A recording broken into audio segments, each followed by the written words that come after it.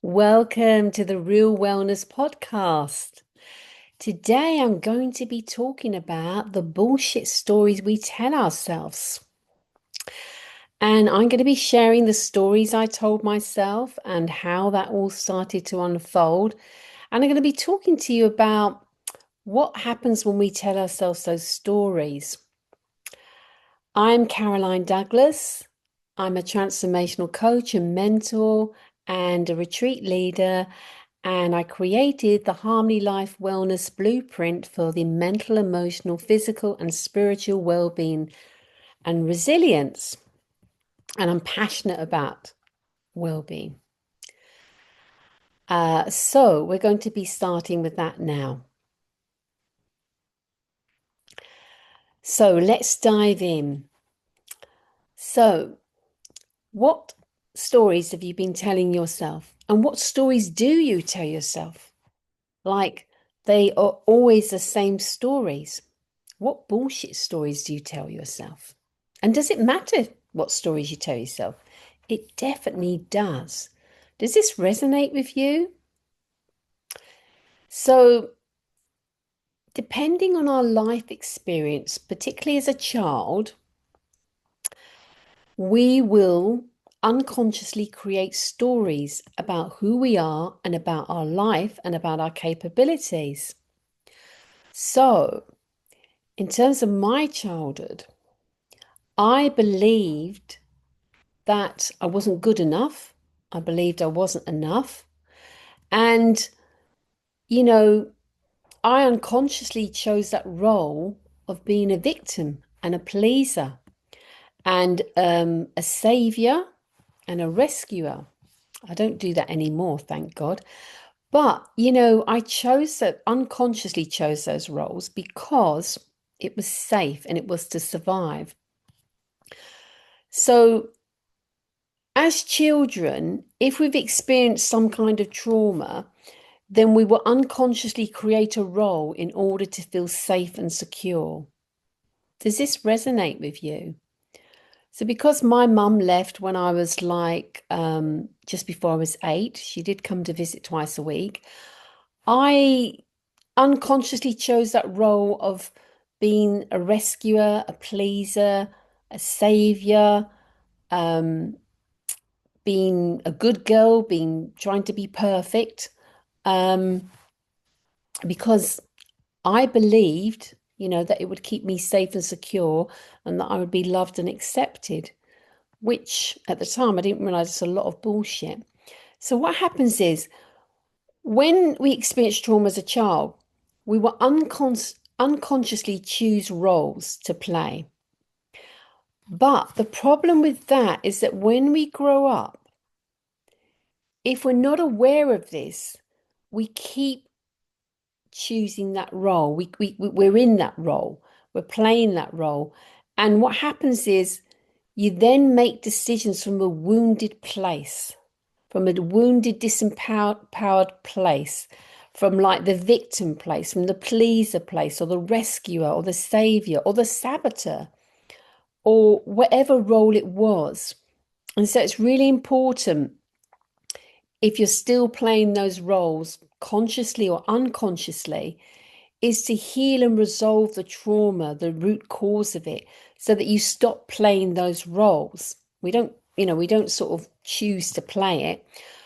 It's sort of in the background, it's all unconscious, but it definitely affects the decisions and the choices you make. So does that resonate? Is that making sense? So I want to go back to like how we talk to ourselves. So if we've unconsciously chosen roles as a child, then we're going to be speaking to ourselves in a certain specific way. And it won't be a loving, kind, caring way. We're going to be speaking to ourselves in terms of how we were spoken to, how we were treated, or how we felt we were treated, and also what we believe about ourselves. So for me, I always would give up, and I always felt like defeated. So I would think I wasn't good enough or I couldn't do this. And because I saw my mum give up, when I was at a very young age when she had a breakdown, that sort of wired it into me. I mean, I don't do that anymore, but that went on for quite a while. And if you're not aware of it, it's like unconscious, it's like driving your life. So the unconscious roles that we're playing, the decisions we're making, and the way we speak to ourselves drives your life. So, does this make sense? So, the most important words we say are the ones we say to ourselves, because we're creating ourselves every day just by the words we speak to ourselves. So, I'd like you to notice when you say something to yourself, how it makes you feel. And notice, like, is that how you'd speak to somebody you love? Now, we're not here to judge and criticize because, like, if we're not aware of that, then we can't change those stories or those limiting beliefs that keep them in place. Now, if we keep telling ourselves limiting, disempowering bullshit stories on a daily basis, then that's the life we're creating, and that's the identity that you are creating. That's who you are creating. When you're telling yourself that, all underneath all that bullshit, all those bullshit stories and disempowering and limiting beliefs, is someone really amazing, is the gold, is the precious treasure. I believe that we're all created beautifully and wonderfully as precious treasures and masterpieces, and there's gold inside. But the disempowering stories and the limiting beliefs stops you believing that, stops you believing that, walking and living in that beautiful, powerful truth. Does that make sense and does that resonate?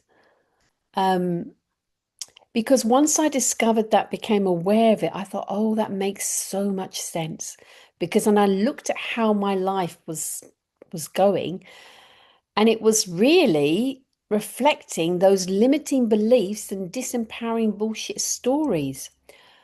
So I want you to take a little moment now, just close your eyes and just ask yourself, the life that you're living now, does it reflect your beliefs about who you are and your life? Is it like, do you feel like the way you talk to yourself is a kind, loving, respectful way? Or are you cruel to yourself? Do you beat yourself up? So I know that because I was very controlled as a child, and because a lot of pressure was put on me, because when my mum left, I then had to become like a mother, a housewife, and I also had to look like I had a mum when I went to school. My mum came to visit twice a week, but I felt like I didn't have a mum, so I had to pretend I had a mum. Um, So the thing is, like, I put an enormous amount of pressure on myself. I tried really hard and worked really hard because I felt like, well, I had a lot of pressure put on me, but I also put a lot of pressure on myself. Does that resonate? Do you put a lot of pressure on yourself? And I used to beat myself up so much. I remember when I started working in an addiction place because I first started working as a complementary therapist, and then I worked in addiction for 12 years, and then the NHS for 16 years as a health and wellbeing manager and coach, although I felt like a secret spiritual agent. So I remember when I was there, I was in my 20s, and it was a drug project. And I remember my manager said to me, which when he said it to me, it did hurt, but sometimes the truth does hurt sometimes. He said to me, you don't need anyone to beat you up or abuse you. He said, you do a very good job at it yourself. And oh, when I heard that, I thought, oh wow, I didn't realize that. I thought to myself, like, wow, I didn't, because that's the thing, you see, you don't realize you're doing it. It's an unconscious thing. And if you've learnt that, you've learnt in your family to be hard on yourself, to try hard, to put pressure on yourself. You haven't learnt how to really be kind and caring and warm and loving and to yourself, and treat yourself as precious treasure. Then that's what you'll do. So does that resonate? Do you feel like you're hard on yourself and beat yourself up and, give yourself a hard time and always judging yourself, telling yourself lots of bullshit lies about yourself and stories? Well, I invite you to take a moment to really just reflect on that. No need to no, don't judge or criticize yourself, but just, you know, reflect on that and see how you feel and what you want to do about that. Because the thing is, the words we say to ourselves are really important. They create our beliefs and our world. And so, if we're saying disempowering things to ourselves, we're being unkind, we're being hard and horrible to ourselves, then it's not going to make us feel good. And it's not going to give us a strong sense of self. And it's going to affect the way we believe, affect what we believe about ourselves. And we're not going to believe we're enough or good enough. We're certainly not going to believe that we're wonderful, amazing people. And it's going to erode your confidence. And so when we do this, when we tell ourselves bullshit, disempowering, limiting stories, what happens is you never get to reach that level of confidence and self-belief and self-love because these stories erode it. They keep almost like I'm just trying to think of the word now. Not disappear, but just what erode it really, just like erase it. So it's almost like when you start doing good things like sort of believing yourself, becoming more confident, loving yourself, every time you tell yourself a disempowering story, limiting belief, it's like you have to start all over again. So it's building that strong, solid foundation of self-belief, self-love. And so notice when you say something to yourself, how it makes you feel. Does it make you feel inspired and motivated and hopeful? Does it make you feel good? And notice what happens. So the way to change something is awareness. Awareness is key. And the truth is like a big bright light, like a beacon shining on what the truth is. So I invite you to, for a week, to just keep a little journal and just notice. No judging, criticism. It's just notice how you speak to yourself and what happens before that and what you say to yourself and how you feel and then how your day goes. How do your meetings or interactions or connections, how do those go? What happens during your day? Do you achieve good results? Are you productive? Are things flowing? You're feeling good? Notice the way you speak to yourself is really important.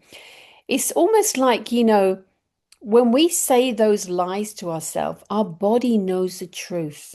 And so when we speak those lies, those disempowering stories, what happens is we contract inside. So we don't expand, we contract. So when you contract, it's like you're not fully who you were created to be, fully resourced.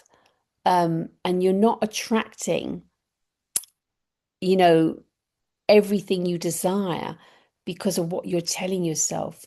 And you're creating that person. So you're not able to become who you were created to be.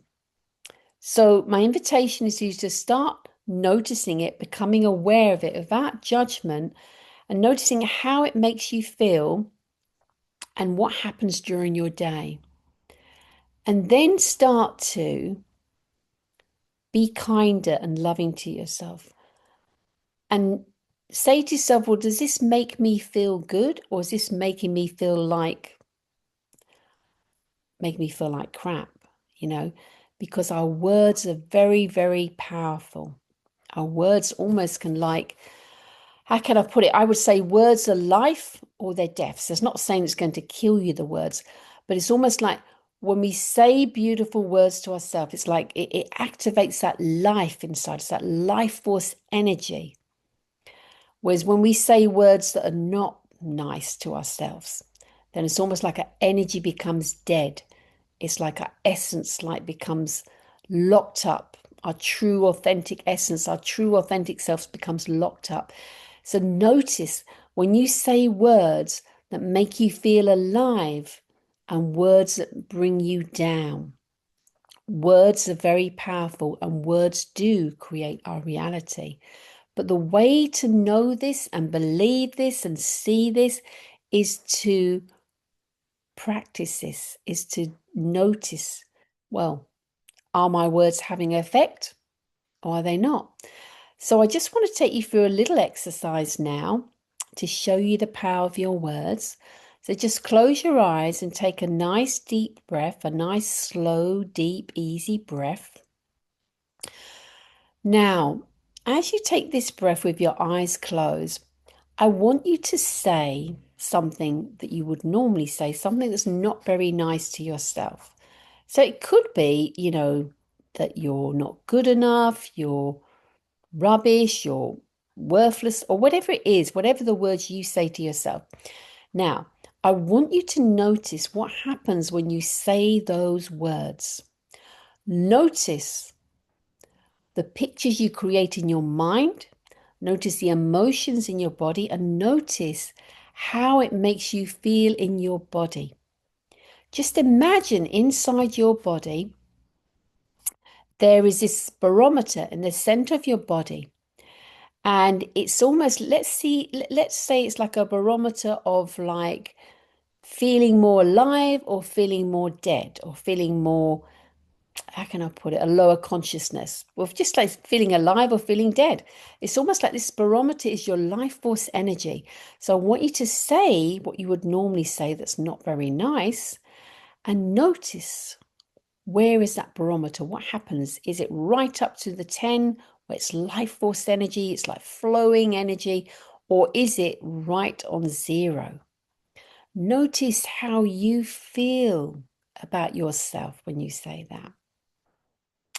And now I want you to take 2 nice deep breaths, nice, slow, deep, easy breaths. Keep your eyes closed. And I want you now to say something really beautiful and wonderful to yourself. Now, your mind will say, oh, that's bullshit, or doesn't believe. But we want the body to tell us because our bodies hold the truth. So I want you to, so for example, you could say that you were created beautifully and wonderfully, or you're created as a precious treasure and masterpiece. Whatever you want to say it. Now, when you say it, forget about what the mind says, because the mind always gets in the way and maybe say it's bullshit, don't believe it. The mind is always looking for evidence that that's true, but the truth is inside you. So notice when you say that, how you feel in your body. Where do you feel this in your body? And notice that barometer inside the life force energy barometer and notice what happens to it. Does it, go right up to 10 or has it gone to a 5? Notice what happens. Now, I want you to take a nice deep breath in, and then I want you to say it in a really joyful, passionate, excited way. And notice what happens. I'm pretty sure that barometer will go right up to the top or it will be nearly to the top. I want you to say that. Now, when you say it, I want you to notice how that makes you feel in your body. Our words are so, so powerful. So powerful. I want you to notice how that feels in your body, where that feeling is, and what your barometer is saying. And I'd love for you to share. I'd love you to share your experiences of this and share any questions, any comments. So now I'd like you to just open your eyes and take a nice deep breath in. So you can practice this anytime. But I always, whenever I share something or I'm teaching something, is I always want you to have evidence. Now, the reason being for that, as a child, I always had to produce evidence that I wasn't well or whatever. And so I then became addicted to evidence, which has stood me in good stead, but sometimes it was unhealthy. But with all my clients that I work with, I always want them to see evidence that things are working. Because when on my journey, when I first started doing, having healing and therapy and also training in it, I kept believing things didn't work. So I thought I needed to create something. That's why I created the Harmony Life Wellness Blueprint. So you can see during the program, during sessions working with me, you can see and feel and experience it working. So you know it's true for yourself. I always want my clients to know it's true for themselves in their body. So I invite you to practice that, play with it and see how you get on with that. So I hope you found this helpful and useful. And if you have, please subscribe and share with your family and friends. And if you would like support with this, like, you realize you've got limiting beliefs, or you're finding it really even difficult, this exercise, or you realize that, you talk to yourself in a disempowering way, you tell yourself bullshit, limiting, disempowering stories, some lies about yourself, and you'd like to have a breakthrough, then I've opened up two spots for a wellness breakthrough. And so if you'd like to do that, then you just need to click the link below to apply for a place. And if you'd like to work with me, you'd like to contact me, then my details are, at the bottom. And also, if you'd like to join my wellbeing community, then the link is at the bottom.